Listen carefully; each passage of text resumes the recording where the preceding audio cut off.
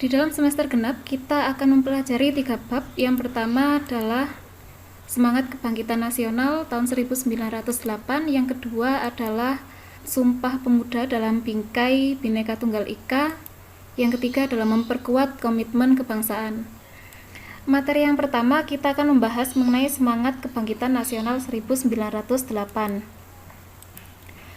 Yang harus kita tahu bahwa awal kedatangan bangsa Belanda ke Indonesia tujuannya adalah untuk berdagang, karena kekayaan sumber daya alam di Indonesia itu sangat melimpah, terutama rempah-rempah, sehingga banyak bangsa-bangsa asing itu menginginkan rempah-rempah yang ada di Indonesia, termasuk bangsa Belanda.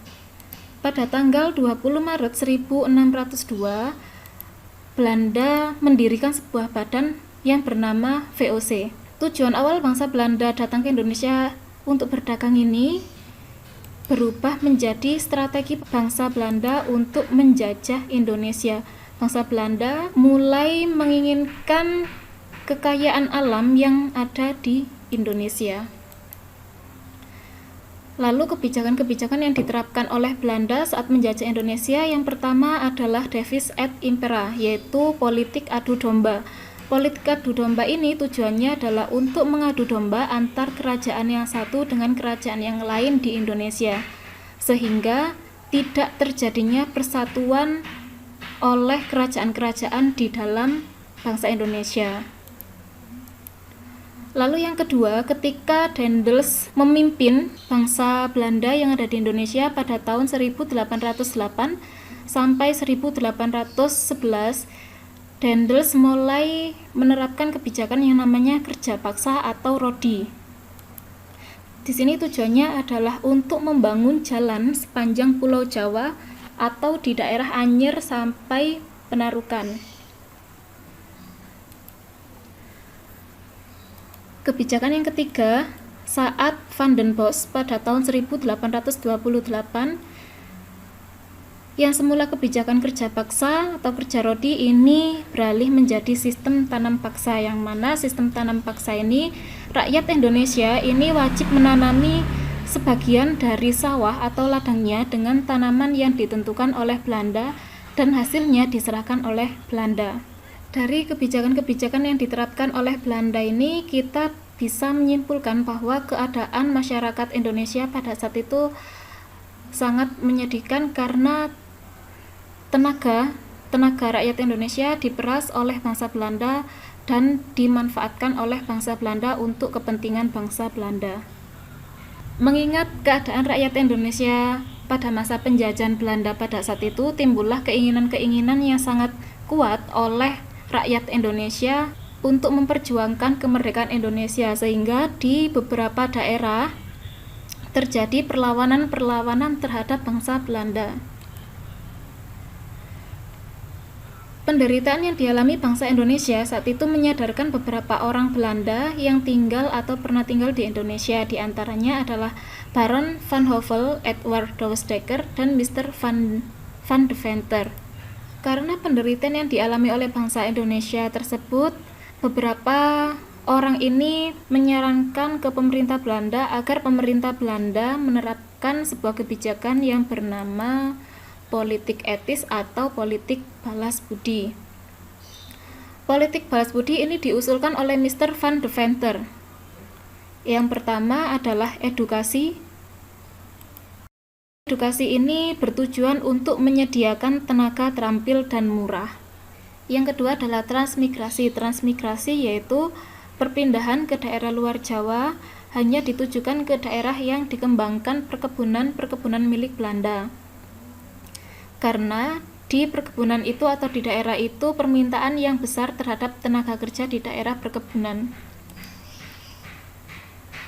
Lalu yang ketiga adalah irigasi. Irigasi di sini diterapkan hanya untuk kepentingan pengairan perkebunan milik Belanda. Jadi, politik balas budi ini yang awalnya dimaksudkan untuk membalas kepada rakyat Indonesia karena sudah dijajah oleh bangsa Belanda, tetapi kebijakan-kebijakan itu ternyata tidak untuk kepentingan rakyat Indonesia, melainkan hanya untuk kepentingan bangsa Belanda sendiri. Misalnya di sini edukasi. Edukasi di sini beberapa rakyat Indonesia memang disekolahkan, tetapi tujuannya adalah untuk menyediakan tenaga yang terampil dan murah. Lalu transmigrasi ini memang untuk mengirimkan orang ke luar Jawa, tetapi hanya ditujukan ke daerah yang terdapat perkebunan milik Belanda. Dan irigasi ini kepentingan pengairan untuk perkebunan milik Belanda saja, dan perkebunan milik rakyat Indonesia ini tetap tidak dialiri air. Perjuangan bangsa Indonesia yang bersifat kedaerahan itu tidak membuahkan hasil, sehingga strategi perang ini berganti menjadi strategi perjuangan mempertahankan Indonesia dengan cara membangun organisasi nasional dan terorganisir. Oleh karena perjuangan bangsa Indonesia yang bersifat kedaerahan tadi tidak membuahkan hasil, maka muncullah sebuah organisasi yang bernama Budi Utomo. Nah, lahirnya Budi Utomo ini adalah organisasi pertama di Indonesia yang bersifat nasional dan berbentuk modern.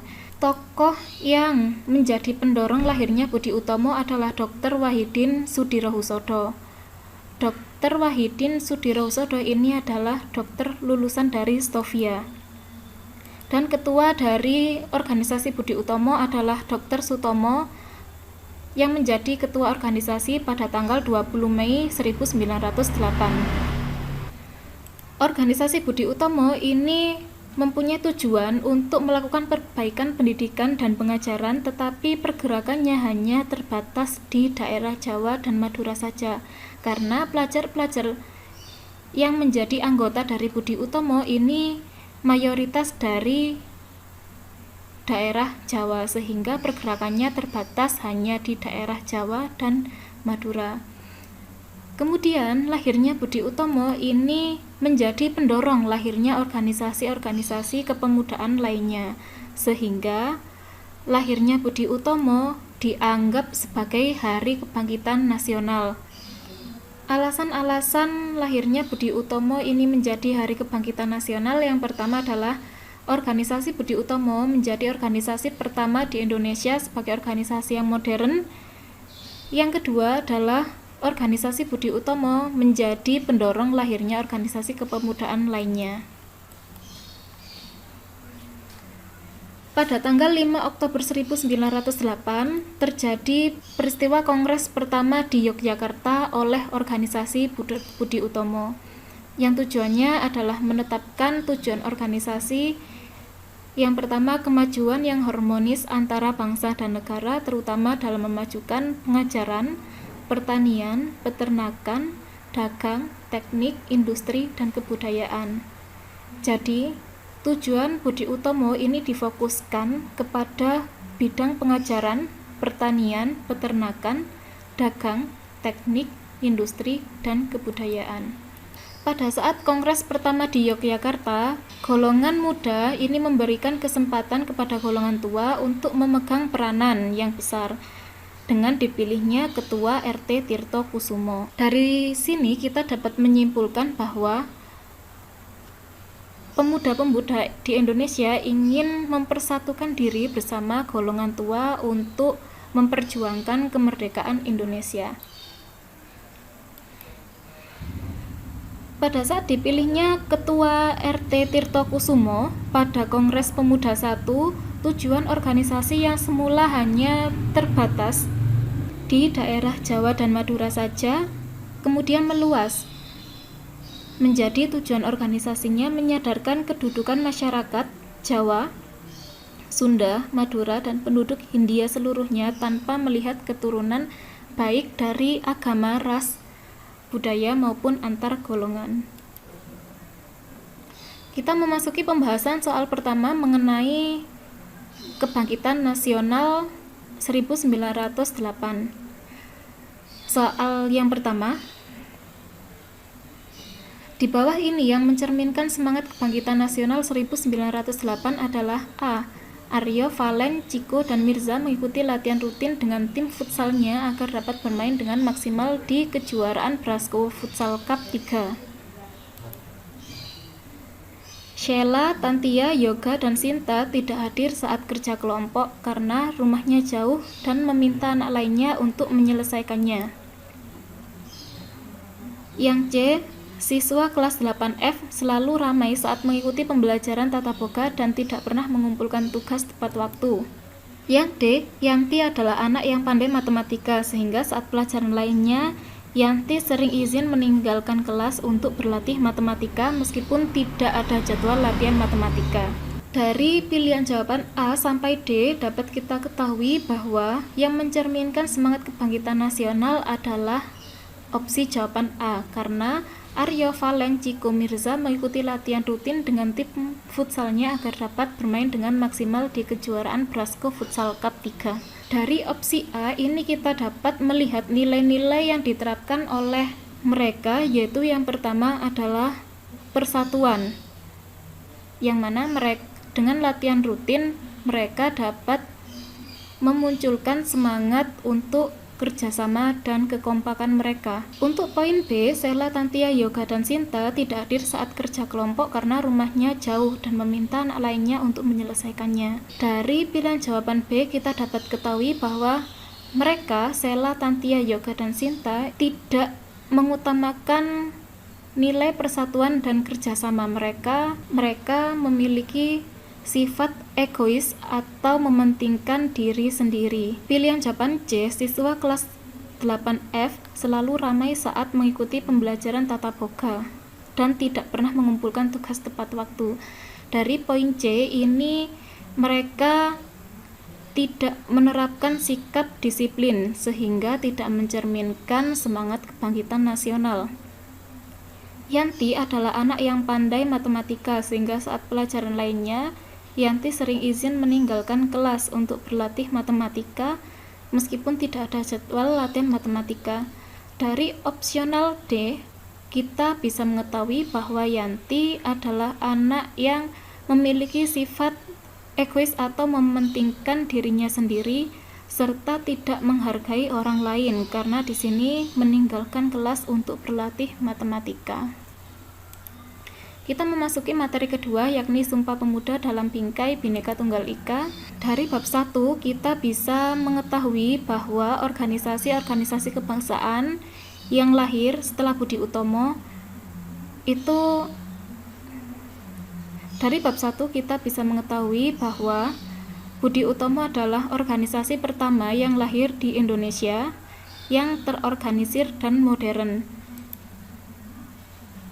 Kita ulangi lagi bahwa organisasi Budi Utomo berdiri pada 20 Mei 1908. Tokoh-tokoh pelopornya yang pertama adalah Dr. Wahidin Sudirohusodo, di sini adalah pendorong lahirnya Budi Utomo, dan yang kedua adalah mahasiswa Stovia. Dr. Sutomo, di sini Dr. Sutomo adalah ketuanya, dan Gunawan Mangunkusumo. Tujuan organisasi Budi Utomo yang pertama adalah mencapai kemajuan Jawa dan Madura melalui pendidikan ini sebelum diperluas pada Kongres Pemuda yang pertama. Setelah Budi Utomo muncullah organisasi yang bernama Sarekat Islam. Meskipun sebelum menjadi Sarekat Islam, organisasi Sarekat Perdagangan Islam ini sudah ada pada saat tahun 1908 ini. Namun Sarekat Dagang Islam ini tidak terkoordinir secara baik karena tujuannya hanya untuk mempersatukan pedagang-pedagang di Indonesia. Nah, dari Sarekat Pedagang Indonesia ini dibentuklah organisasi yang bernama Sarekat Islam yang berdiri pada tanggal 10 September 1912. Tokoh-tokoh pelopor dari Sarekat Islam adalah Haji Umar Said Cokro Aminoto dengan tujuan untuk memajukan semangat dagang masyarakat Indonesia serta untuk menjalankan ajaran agama Islam dalam kehidupan sehari-hari. Organisasi setelah Sarekat Islam muncul adalah organisasi Indich Partij yang berdiri pada 25 Desember 1912. Tokoh-tokoh pada organisasi ini adalah 3 serangkai dengan nama Dawes Dekker, Dr. Cipto Mangunkusumo, dan Suwardi Suryadiningrat dengan tujuan menuntut kemerdekaan bagi Hindia Belanda serta mempersatukan berbagai golongan masyarakat Hindia Belanda. Setelah organisasi ini muncullah organisasi kepemudaan lainnya. Organisasi pemuda ini muncul karena dianggap organisasi Budi Utomo ini menjadi organisasi elit. Karena pada saat kongres pertama dulu, organisasi Budi Utomo diduduki mayoritas oleh kaum bangsawan dan priai, sehingga dipandang organisasi Budi Utomo adalah organisasi elit, sehingga pemuda-pemuda membentuk organisasi kepemudaan lainnya seperti Trikoro Darmo. Trikoro Darmo ini menjadi cikal bakal organisasi Jong Java pada tahun 1915. Trikoro Darmo ini memiliki 3 visi misi. Yang pertama adalah sakti, yang berarti kekuasaan atau kecerdasan. Yang kedua adalah budi, yang berarti bijaksana, serta bakti, yang berarti kasih sayang. Jadi 3 visi misi Trikoro Darmo ini adalah sakti, budi, dan bakti. Setelah Jong Java, lahirlah organisasi lainnya yaitu Jong Sumatra Bon pada tahun 1917, kemudian Jong Ambon pada tahun 1918, serta organisasi Jong Minahasa dan Jong Celebes pada tahun 1918 sampai 1919. Setelah itu muncullah organisasi kepemudaan lainnya seperti Sekar Rukun, Jong Betawi, Jong Bataksbon, atau Perhimpunan Indonesia. Organisasi-organisasi pemuda inilah yang menjadi cikal bakal lahirnya Sumpah Pemuda.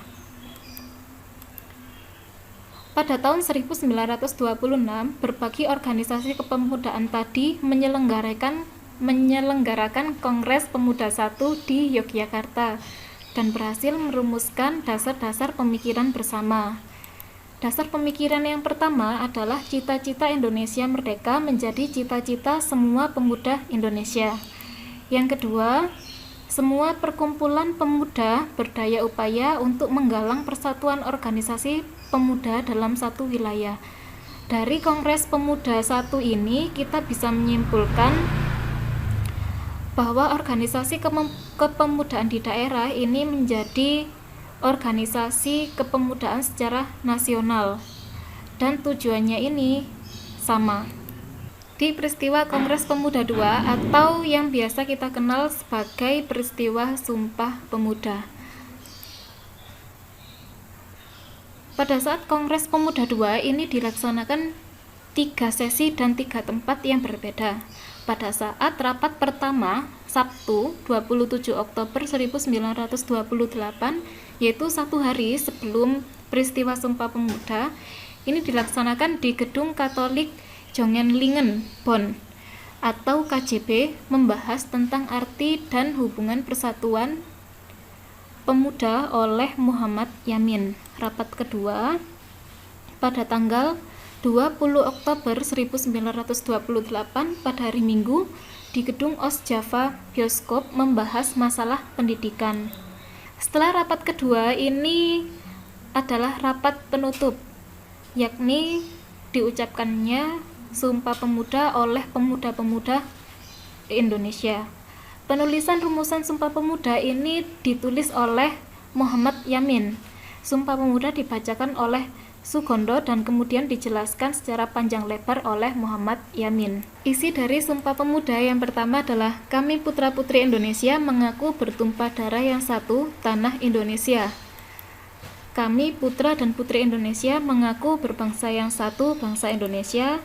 Kami putra dan putri Indonesia menjunjung bahasa persatuan, bahasa Indonesia. Setelah pemuda Indonesia mengucapkan Sumpah Pemuda, diperdengarkan pertama kali lagu kebangsaan Indonesia yakni Indonesia Raya yang diciptakan oleh W.R. Supratman, sehingga lagu Indonesia Raya ini dipublikasikan atau dinyanyikan pertama kali pada tahun 1928 pada saat Kongres Pemuda II atau pada saat diucapkannya Sumpah Pemuda. Lagu ini